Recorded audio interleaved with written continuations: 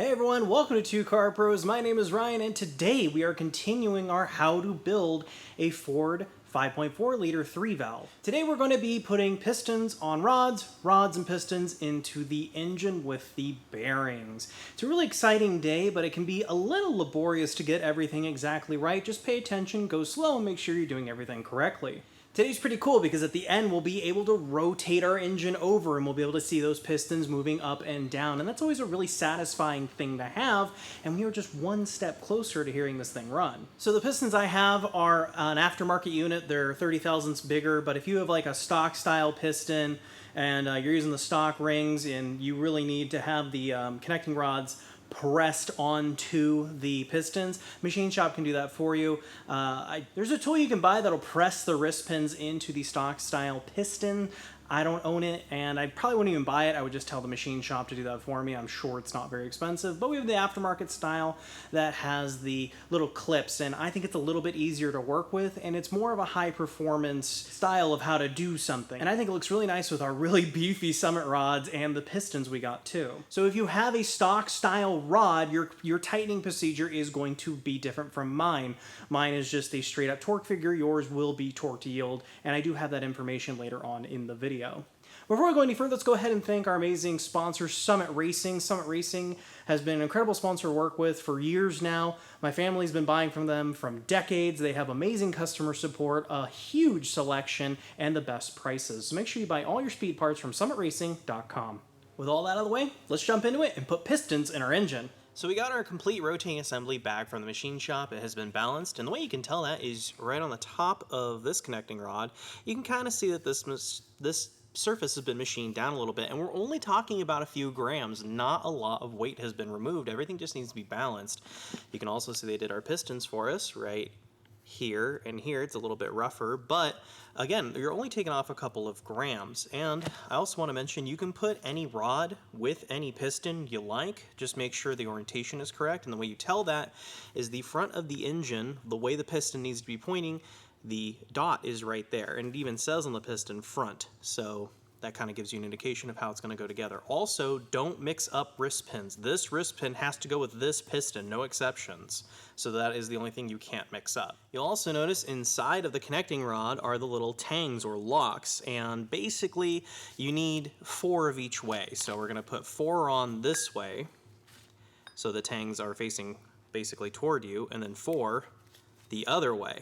So that way we have alternating tang placement, so the tangs are always going to point inward, because that's how this engine is built. Truthfully, I don't think it matters all that much, because there's no mismatched chamfered edge on this radius right here where the crankshaft goes. And like on an LS, one of the chamfers is bigger than the other. This one, they're identical, so I don't think it matters, but I'm going to put it back together the way that it came apart, which is tangs in.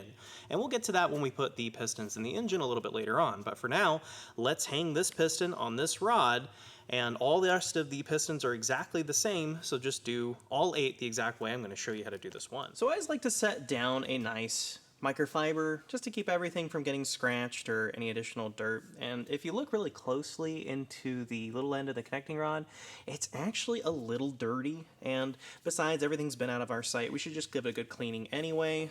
So hose it down with some carburetor spray, make sure that's real good. Grab a nice clean microfiber, and we're just going to clean this wrist pin hole nice and thoroughly. See all the ickies in there? You don't want that in your brand new engine. Bad. If you want, you can also clean the entire connecting rod, which, why not? Yeah, kind of dirty. So now we know our connecting rod's clean. We can put that aside, and then I'm going to take my wrist pin out, set that there, and again, don't mix those up. And I'm going to spray some carburetor spray in its home and clean that up as well. Exact same way we did the connecting rod. See, that looks a lot better. And then we can clean our wrist pin. Oh yeah, that's way better. So the first thing we're going to do is grab one of these clips, and it doesn't matter which side you start with, but I found the easiest way to do this is just a nice pair of needle nose pliers, and you just load it up like so.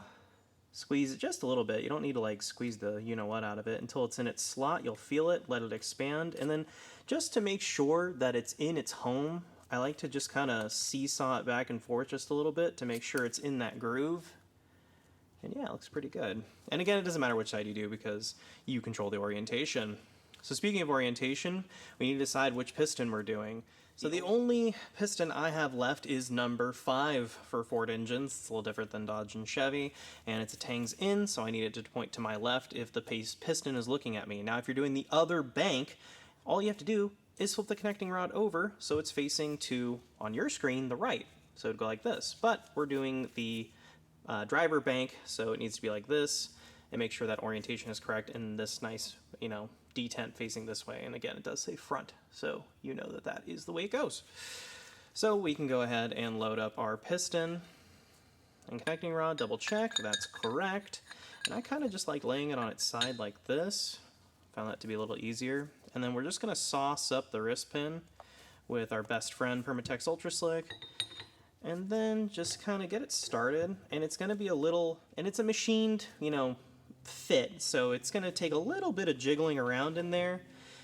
So just line that up, make sure all your surfaces are parallel, including the connecting rod, and then your wrist pin will just slide on in just like that. And it's going to take a little bit of force, not a lot, don't cram it in there, but a little bit, push on it, be okay. And then I like to just leave it like this, make sure it is fully seated down to where it needs to go. And then we can put on our other retentioning clip.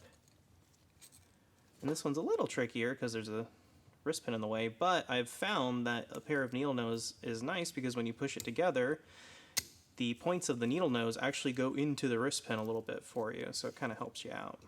So just go ahead and put it in like that. Make sure it's in its groove by giving a little seesaw action there. Then what I like to do as well is you'll notice that the wrist pin, it's such a machined fit that a lot of the Permatex is, piled up on one side of the piston. That's okay, but what we need to do, what I like to do, is just put a little dab there, slide it over, and put a little dab there, just to give the wrist pin a little extra lubrication on that first startup. You can even move it back and forth and around like this if you want to kind of spread it out a little evenly. And check that out. Our piston is ready to put on its piston rings. So now we can move on to our piston rings. I have these made by Hastings, and they are sent over by our friends at Summit Racing, and of course the link is located down below in the description. Just make sure you get the piston rings that fit your pistons. So you can see right here in the part number, it's 30 over, so the pistons are 30 thousandths bigger, and your piston rings have to accommodate for that.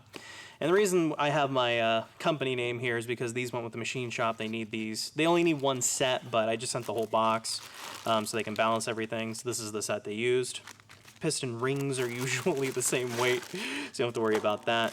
But it's important to get everything correct. So we can see that this is the second ring. Here's our third ring, our oil control ring. This also is our third ring, so that's part of the oil control set.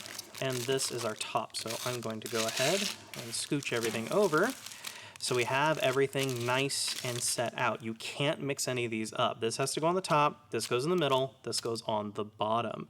Knowing that, we can move on. So next thing I'm going to do is check the piston ring gap. So I'm going to do, this is one of the top rings, is I'm just going to kind of put it in the bore as it would be. Now, I have one of these really cool and neat tools that actually pushes it down, just in case you don't have flat pistons, but you should have flat pistons in a build like this. In that case, you can just use one of your new pistons to push it down nice and even. If you don't have that, a link to one of these tools is down below in the description. And what you want to do is just make sure, I'm actually going to put it like that, is just sink it down so it's nice and square in the bore, and the thing is going to be perfectly down in there, and it won't be off. So the clearance should be like 18 to 20 thousandths. Honestly, I'd rather have it be a little bit more open than closed, because if it's too open, basically nothing happens. I mean, unless it's an extreme degree.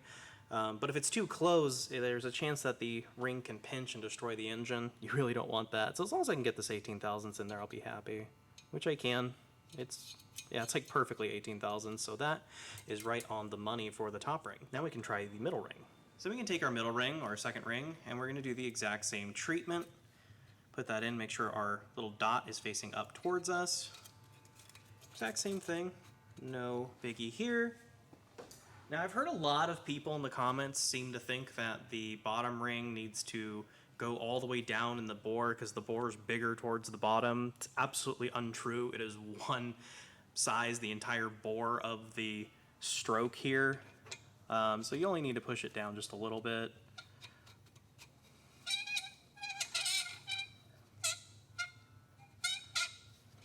Just like that. Make sure that's nice and even. And they say this one should be a little bit bigger, but again, if it's over 18 thousandths, I'm happy. Just like that. So yeah, I'm happy. I think these rings are good to go. I don't think they need grinding, but if it is too small for you, go ahead and open them up. And I'll leave a link down below in the description on how to grind your piston rings. Also, a lot of people like to check each and every ring in the hole it's going to go into. I think that's a little obsessive, especially for something that's as street as this car is. It's not going to be, you know, like a high performance drag application. So I think you just need to test the one set of rings in the one hole. And if it's all good, then it's all good. But if this does need grinding, again, I'll leave that link down below in the description for you. So now I have our connecting rod, the exact same piston I was using earlier. And what we can do is take an 11 millimeter 12 point, and we're just going to break these loose. And they're going to be a little snug. There you go. And I know my hand's covering it up, but the reason I'm doing that is because this is a 12-point fastener, it's really easy for the socket to become, you know, off. And when it comes off and it's a lot of force, it might just give way on you, which is super bad. So I like to make sure it's perfectly perpendicular to the fastener, which involves me kind of covering it up. And you might need a longer implement than a regular ratchet. And what we're going to do, and we can just take our bolts completely out and set them aside. Oh look, they already have fastener, lubricant, and everything. Cool. And I'm going to take my rubber mallet and I'm just going to give it little taps side to side. Don't need to be Hulk about it, just, you know, little taps here and there. There we go. Looks awesome. So what I'm going to do next is clean the bearing surface with a microfiber towel and some carburetor spray. Exactly the same thing as before. These have been out of our sight, and we want to make sure that it is nice and clean. And blow it off with some compressed air. There we go, and do the exact same thing to the cap. All right, now we can start putting on our rings. And the first thing we're going to do is grab this kind of crinkly ring. It's part of the oil control system.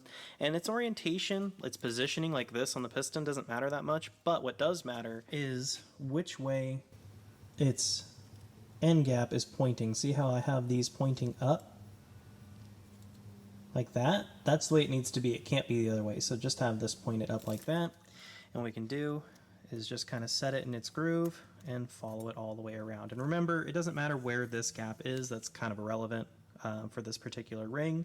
And look, we've already got one on. It's very easy to do. Now, I have labeled on this particular piston, and this matters side to side on the engine. Our dot right here indicates the front of the engine, so act like we're standing behind it. Where is the top? Because the top is relevant to how we're putting the oil control rings on. I've already labeled it top, and these two marks are where the gaps are going to be for our oil control rings. We'll worry about the other two later. We're only focusing on oil control right this moment. So we can grab one of our rings out of our bag labeled number 3 and to begin to put that on. And what you want to do is slide it underneath the crinkly ring, and it's going to take you some effort, and don't bend it too much, don't go too crazy on it. And we can slide that in. I actually have it a little incorrect, so don't be afraid to get in there with your fingers and make it right. It's all right. You're probably not going to get it on the first go. As long as you don't bend anything irreparably, you always have another try. There you go. Not bad. So I can see, and it's tough for me to show you on camera because the gaps aren't very big. It's right here, so what I'm going to do is just kind of clock it to where I want it to go. And don't worry, if you don't get it right on the first try, you can always change it. You can always hold it and clock them later, so it's not that big a deal. You can even put them on the gaps in the total wrong way, and it'll be totally fine because you can just change the clock.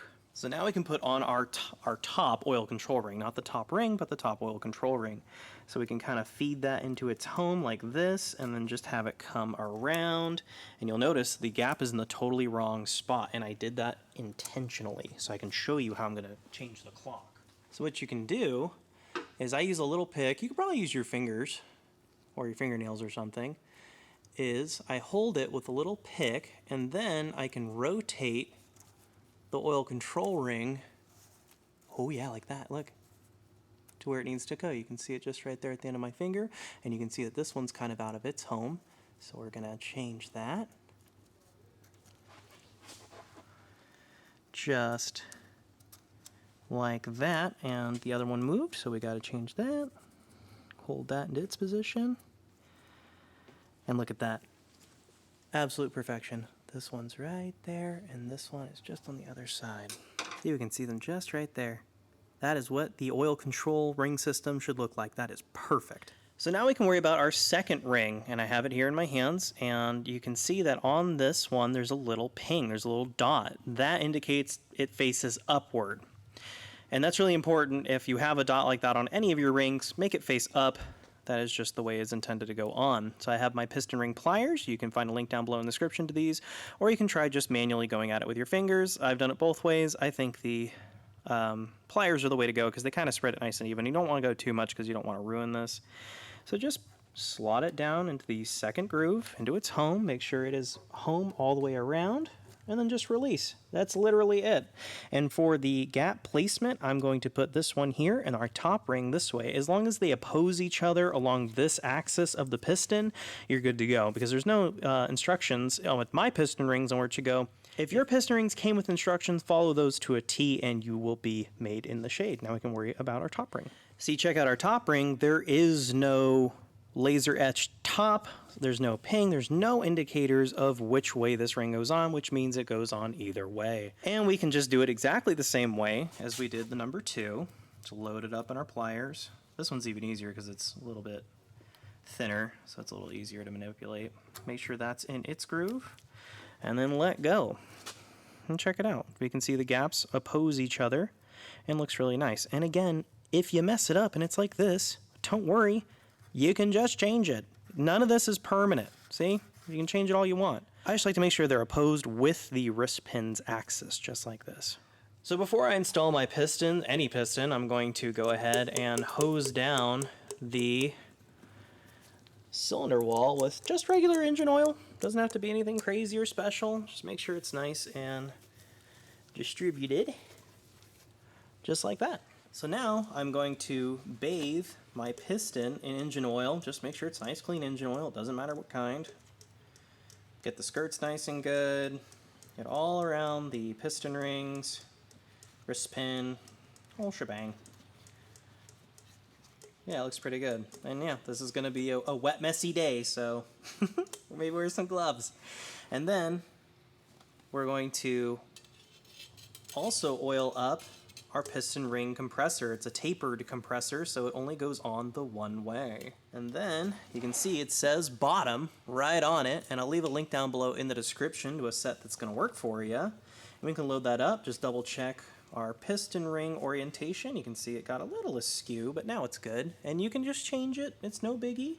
And it doesn't matter what orientation this goes on. Just make sure that it fits over. And when you tighten it, it's going to be really nice and snug. So then we can grab the pliers that came with it. And sometimes you just have a one size tapered piston ring compressor, but I have the ones that are adjustable, so it has the pair of pliers. So now we're ready to go topside. So then we can take up our sauced up piston and very gingerly lower it down to the hole. You don't want to scratch any kind of surface. Make sure these skirts fit in. Oh, nice. Now it's a machined fit, so it might take a little bit of kajiggering to get that the way I want it. I also have a helper down below rotating the rod to make sure the rod isn't bonking against any weights or, heaven forbid, the machined surface on the crankshaft. So what we can do is squeeze the pliers that came with my kit here. Now they make one-piece ones, but you don't need to do that. It's just set at one size. And we're just going to tap around with the rubber mallet to make sure it's nice and square in the bore while you're squeezing. And then once you're sure it'll clear, we're just going to give it some light taps until it clears our compressor and looks like that and is in the hole. Now, if it stops, like it goes down a little bit and then just stops dead, stop pounding on it, one of the rings has come up and is against the deck surface, and if you keep tapping with your hammer, you're probably going to break it or ruin your block or maybe ruin your piston. It's just going to be bad news. Just don't do it. Just take it out and redo it. It's no big deal. Take your time, have fun with it. So now where you're looking is the back side of where we're tapping our piston in, and what we're going to do is we're going to reach in there and just get the connecting rod up and out of the way. Make sure it's not bonking against the weights or, heaven forbid, the machine surface on the crankshaft. And we're just going to give it some taps until it is up like that, to where we can clean it and put the bearing on. Some people like to put the bearing on before they put the piston in. I don't like doing that because every time you're tapping it here with the hammer handle, you have a chance of the bearing being dislodged or just coming off, and well, you're just doing it my way anyway, so might as well just do it the way I do it, and you don't risk the bearing flying off or causing damage or going somewhere you don't want.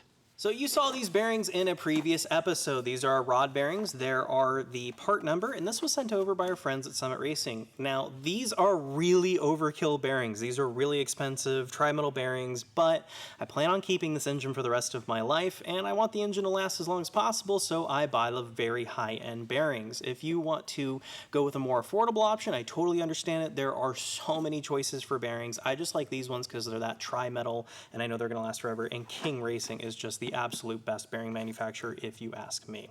And they're already open. They have the blue strip because I'm covering some personal info. Because I had to send the set, well, technically I only had to send one set over when I got the rotating assembly balanced, but I just went ahead and sent over everything. And you can see that's what they look like, and they don't matter top to bottom, so we can just go ahead and install these. And what makes these bearings so special and made by King is because they have the new nanocomposite polymer coating, which is like a really interesting feel. Look at that. These are going to be such an awesome bearing, and our Ford engine is going to rip. So now we're on our connecting rod, and I'm going to go ahead and clean it again with some carburetor spray and a microfiber because, you know, I might have touched it with my oily hands, and we just don't want that because the propensity to spin a bearing when there's oil behind it is very high. So we're just going to avoid that completely by cleaning it off and then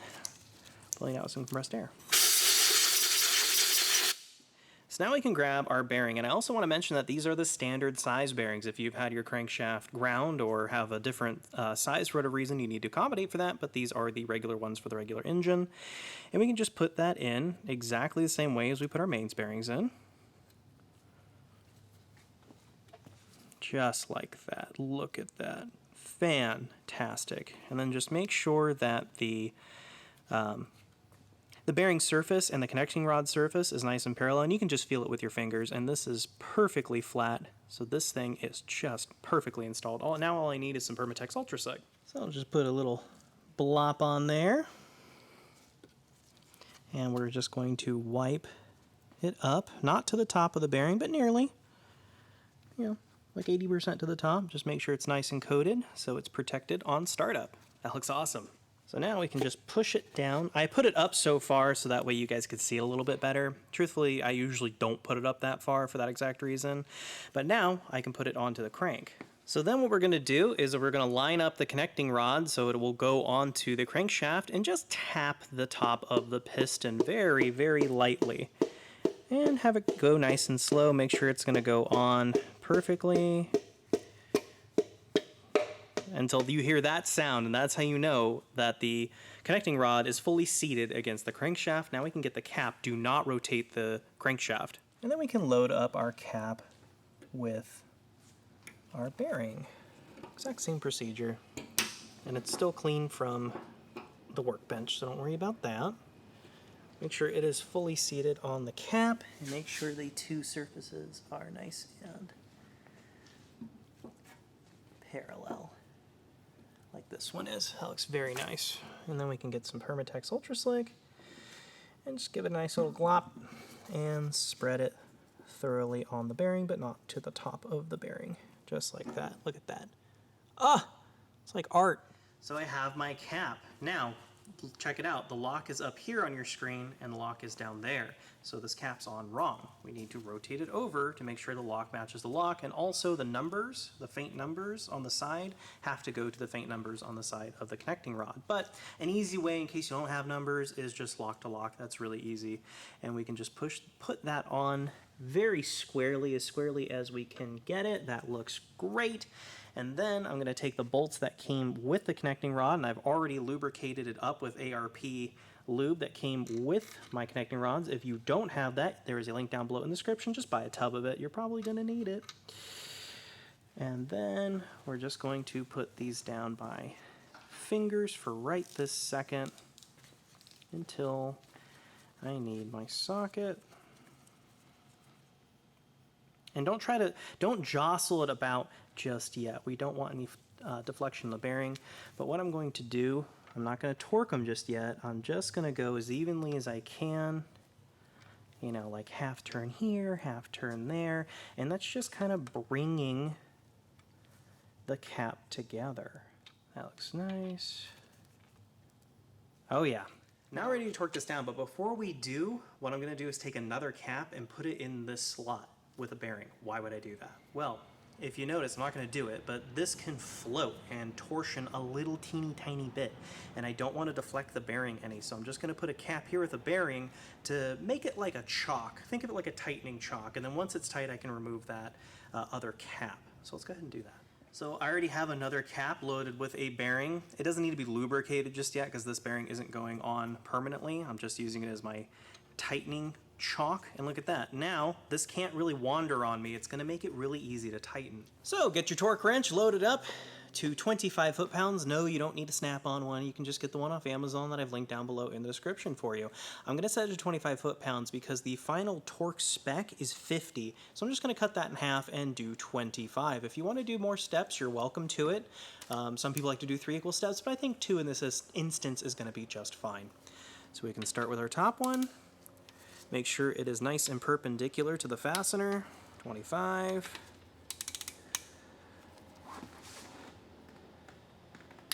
25, and then set it up to 50 for our final figure. Nice. Okay, and give it its 50 pull. Just make sure it's nice and set. Nice. We can do this one. Keep the socket flush on the fastener. And there's 50. Then we can remove our tightening chock, basically. Make sure the bearing comes with it. And that piston's installed. So with our piston fully installed, we can move it back and forth on the crank, and you can see just how buttery smooth this is moving. If it doesn't move like this, or maybe it has like some clearance, you can hear a little ticka ticka ticka ticka. Like bonking against the crank, that sound is totally fine, but it shouldn't be able to move like side to side, or when you rotate the crankshaft, you shouldn't be able to hear it kind of go ch-ch-ch-ch. This is absolutely perfect, and if you really want to check it, you could of course plastic gauge it like I mentioned earlier. But here's kind of the fun part. Now we can see how well it rotates over, and considering I can just turn it over by one hand, this is most excellent. And the best part is, all the pistons go in exactly the same way as this one. Just make sure you have your tanks facing in when you install the pistons. So I'm going to go ahead and do that off camera, and I'll turn it back on when I'm all done. So I've got all the rest of our pistons installed exactly the way we installed number 1, except alternating from side to side. You can tell because our writing is on the outside of each of our connecting rods. That means the tangs are inside, which is how this engine is put together. But I wanted to show you this is the way it should turn over when you're all done. Oh yeah. See how nice and smooth this is? It doesn't like have any hard spots where it like builds up, and then let go. No, this is just one nice fluid motion for turning over. And this is exactly what your engine should look like and sound like at this point of your build. Okay, so something kind of fun I like to do on all my engines is on the number 1 piston, I just like to sign my name. That's just for fun. That's just for me. And I like to do that to kind of do a little send-off because all of our pistons are installed and the rotating assembly is finally in its home.